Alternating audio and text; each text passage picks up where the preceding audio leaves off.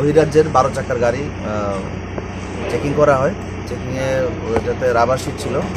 Checking করার পরে এর ভেতরে প্রায় 58টা প্যাকেট গাঞ্জা, ড্রাই গাঞ্জা সিল প্যাক পাওয়া গেছে। ওইগুলির বিভিন্ন সাইজের 58 প্যাকেট, 10 কেজি 12 কেজির বিভিন্ন সাইজের আছে। এখনও চলছে, প্রায় এখন অবধি প্রায় আমাদের কাউন্টিং চলছে, প্রায় 300 কেজির উপরে হয়ে গেছে। আরও হবে, তদন্ত চলছে।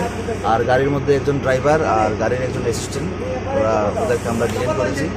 ওদের বাড়ি হিমাচল প্রদেশে মন্ডি ডিস্ট্রিক্ট। গাড়িটা কোথা থেকে আসছিল? গাড়ি তো আগরতলা দিক থেকে আসছিল।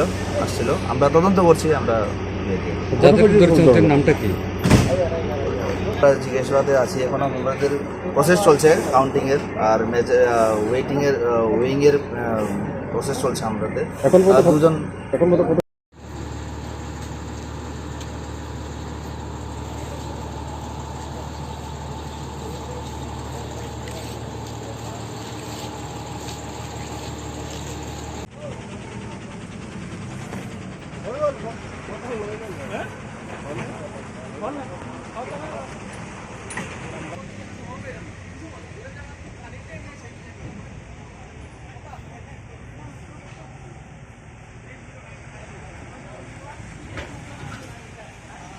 আজকে সকালবেলার দিকে এখানে গাড়ি PB05N5971 গাড়িটি আগরতলার পৰা আসে আমাদের চুরাইবাড়ি ওয়াশপোস্টের সম্মুখে আসার পরে গাড়িটা আমরা থামার পরে গাড়িটা আমরা তালাশি করার পরে তার থেকে আমরা অবৈধ 7 কুইন্টাল গাঁজা উদ্ধার করেছি।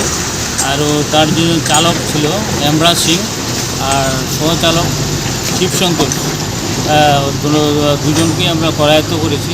আর এনডিপিএস অ্যাক্টে একটা কেসও রুজু করেছি।